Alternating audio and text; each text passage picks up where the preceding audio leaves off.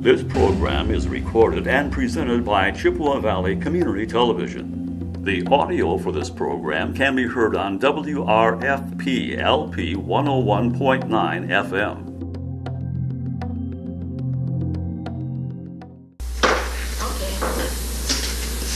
Time to start the Waterways and Parks meeting. The first item on the agenda is the minutes of the June meeting. Are there any additions or corrections to the June minutes? Seeing none, can we get a motion to approve and second? So moved. Second. Bob and Rick Kaiser seconds. All those in favor say aye. Aye. Okay, the minutes are accepted. There's only one item on the new business agenda tonight, and that's a recommendation on an easement to cross the bike trail west of North Dewey Street at Galloway Street, allowing fiber optic connections to the North Barstow parking ramp and the Eau Claire Chamber of Commerce. Okay. This item, this is a request from, I guess it's not gonna work for me. Okay. So this is a Chamber of Commerce building right in here. Here's Banbury Place. Library's right across the river. Here's Dewey Street.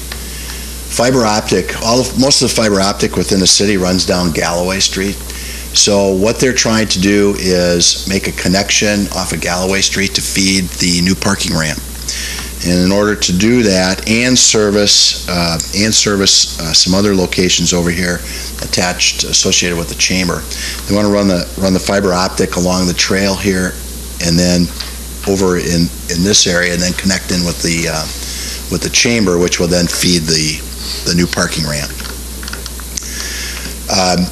This group was in town last Thursday and Friday. They realized that they did not have an easement for this project yet. I gave them permission to go ahead with this pending approval of a formal easement with the city, which means it has to go through Waterways because it's associated with a trail, and it has to go through the Plan Commission and the City Council. So we're still going to go through with this and look for a recommendation. This is something that happens very commonly along our trail system. These companies are really, really very good about restoring the area around there and then not damaging or impacting trail users. So the recommendation, staff and Leah Ness, the transportation engineer, recommended approval. And I'd be happy to answer any questions about this. Are there any questions for commission members? Joshua? So what exactly are they going to be tearing up the trail to install something? Are they going to run along it, or they're digging underneath it? And how long was that going to take? It took them an afternoon. Okay. It's already done. It's already done and restored. Yeah. Oh, past tense done. All right. Yeah. It's just. Yeah. You wouldn't even know that they were there. So okay. it's a mistake that was made by someone by not catching the fact that there was an easement there, and then it's also impacted by the fact that this fiber optic will connect the new ramp. We can't open the ramp or start charging for admission to the ramp until we get this connected. So therefore, the reason to administratively allow them permission pending a permanent easement. If you said, no way, we don't want this to happen, we could make them take it out. So. Any other questions? Is there any discussion? Oh, Susan. But this is consistent with the idea of getting fiber optics in place throughout the city, right? Correct. It's nothing particularly unusual. No. Nothing unusual at all.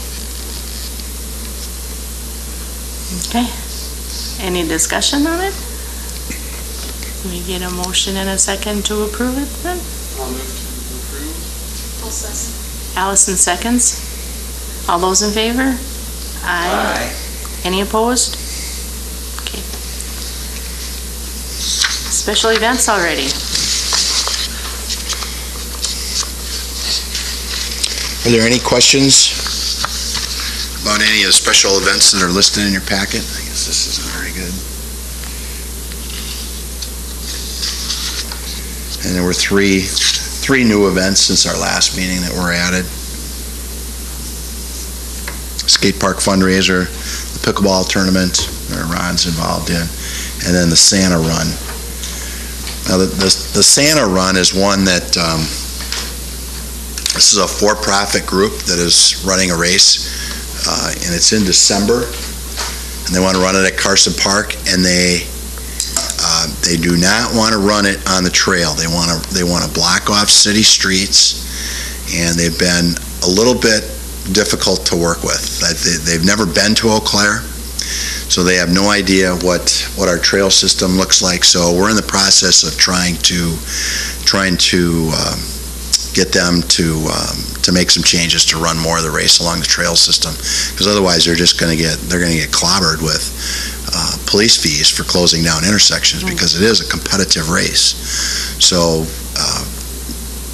whenever you have a competitive race, then you have people that have a tendency to run right through intersections, and they expect traffic to stop for them, and that's not always the case. So that's an event that you'll have to keep your eye on, and we'll be working with them and trying to amend their ways. So this isn't the Fill the Sleigh one that we've had before? This is a brand new one? This is different. This is a completely different one. Okay. And like I said, it's a for-profit group out of Madison.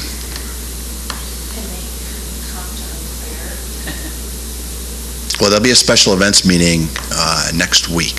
So we'll be meeting with them. So hopefully we'll be able to show them that the race route that they've proposed, which is essentially around Randall Park, the Third Ward neighborhood, there's a lot of intersections that would need to be controlled by police. And either the price is going to sway them to move their event to the trail, or they're just going to find out that people don't really want to run a race in Eau Claire on the streets if it makes more sense to be on the trail, and a lot safer to be on the trail. So but we'll work with them. Anybody else on any special events? Director's report?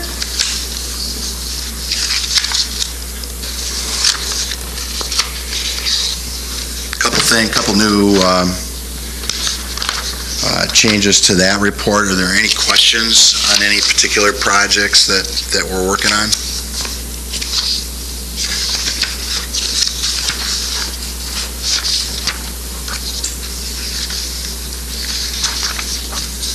As I mentioned in the report, Scott Thiede was here last week to look at Phoenix Park, and he was very impressed with the partnerships that he heard about from the DNR and from the city, and also with the National Park Service, with this concept of a water trail where people are encouraged to float on the river, and we provide them signage that shows them where they can access, where they can get out of the river, what the mile marks are on the bridges and other landmarks when they're canoeing and kayaking. And so kind of take off on a project that the National Park Service has been involved with for decades.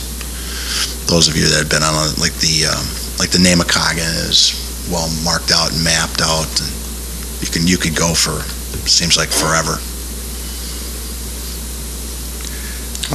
Probably early to talk about, because we're going to talk about the site plan for it next month, but do we want to get involved in tubing, kayak, rental? So I thought we were hoping a second person would do that on Half Moon Lake, Right. not Parks. We've had people that have looked at that.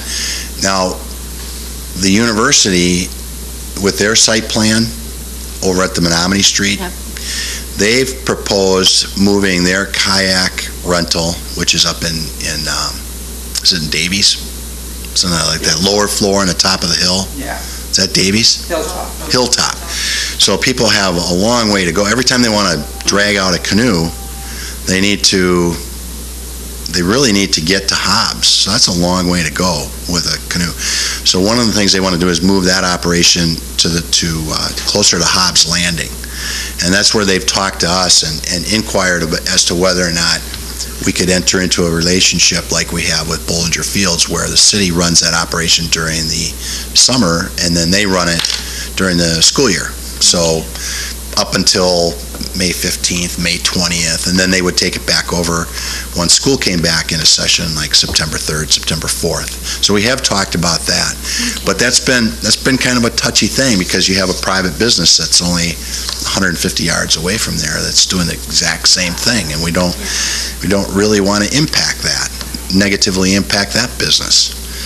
And that business does a really good job of being in between Half Moon Lake and the Chippewa River. So there'll be a lot of discussion about that. Is the university talking to them at all, partnering with them to do something, where they can maybe work collaborative type effort of some nature? I've heard that they've had many discussions, but it's nowhere. Collaborative is not the word that's used. Oh, okay. So, and I feel like we're kind of getting stuck in the middle of it, and I don't want that to happen, because Riverside Bike and Skate has been a good partner for Hobbs for the ice rental. I mean, that's where kids go when they need skates sharpened in a short period of time, or a roll of tape, or shoestrings, or skates, and we don't want to jeopardize that relationship. So it's kind of tenuous right now. Okay. Allison? Well, it's kind of interesting too, I mean, depending on what they rent, but to say to run it for the summer would lead me to believe that's like the really busy time. I mean, spring and fall, yes, like for kayaks, but like tubes, so you get like the front end, and the university does, and then the summer is the busy time, and kind of backwards. I mean, I see why for them, the students are there and then they're not there, but it's interesting. So there'll be a lot of discussion. I mean, we always like the concept of partnering and working together. I mean, that makes a lot of sense. But we'll have to have some discussions on how that actually works. Well, following, I'm sorry, impressed my light here.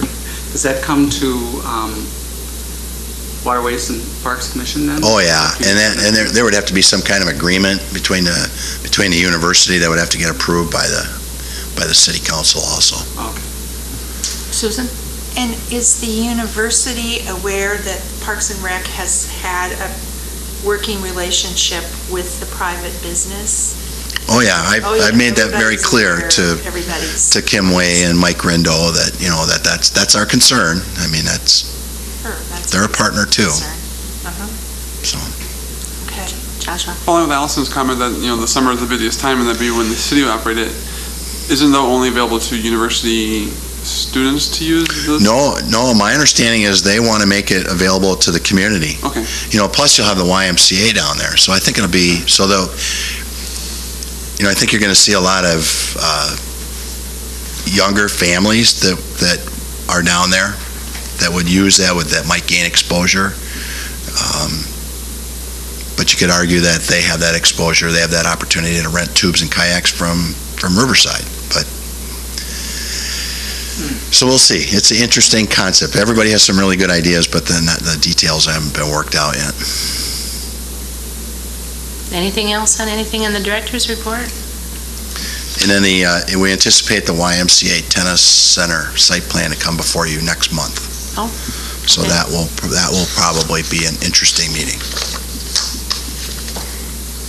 This isn't based on the director's report, but in driving around, I've noticed in Altoona, especially along Lake Road, a lot of oak trees being distressed and dying, and I was wondering, it looks to my somewhat experience, I like oak wilt, and I was wondering if that's raised concern within the city of Eau Claire itself on, is it again spreading rapidly, or is that just kind of an isolated area? No, it's spreading very rapidly. In my backyard, I've had three good-sized oaks that have died this year already too. So it's unfortunate, but I think it's one of those things that we knew it was coming. And that, we've had some really dry summers, and then now we've had this really wet summer. So that I think that they really underwent a lot of stress during the past 5 summers, and that's according to Todd Koala, that had a significant impact on oaks. Jason? Just to follow up on the visit from the DNR Deputy Secretary, that same day the DNR State Trails Coordinator held a meeting here in the North Conference Room with staff and folks from around the metropolitan area just to talk about the Chippewa Valley Trail System and sort of where it's at now and what are the some of the next steps. And they really indicated that the amount of state funding for trails is almost down to nothing. So they're encouraging sort of creative partnerships for trail maintenance and sort of reevaluations of usage and whether certain segments need to be paved. You know, we're talking about out of the city, or whether they can go to sort of a more gravel type surface. Yeah, it's a concern not just here in Eau Claire, but all over the state. But I really appreciate the department coming out of Madison and coming up and actually visiting and meeting with people and seeing what we have. I think that doesn't happen very often. Yeah. At least in my experience, it's pretty rare to see that happen. So that was very encouraging that they had an interest in that. Anyone else? Could entertain a motion to adjourn. Oh, can I say something before? Yeah. I didn't know this was- Turn your light, yep, that's the last thing on the agenda. So I have resigned my position on Waterways and Parks. I'm moving to the village of Lake Hallie, so that's the only reason why I have to give up my position. But I've enjoyed my time working with you guys, and now big projects coming up after this too, so I'll be watching that. But it's been fun, so thank you guys. Best of luck. Look for me in the village of Lake Hallie. I'll see what I can do up there. Thank you for your years of service. Thank you. Okay. Okay. Motion to adjourn. David motions to adjourn. A second? Second. All those in favor? Aye. Okay. We're adjourned. This program was recorded and presented by Chippewa Valley Community Television.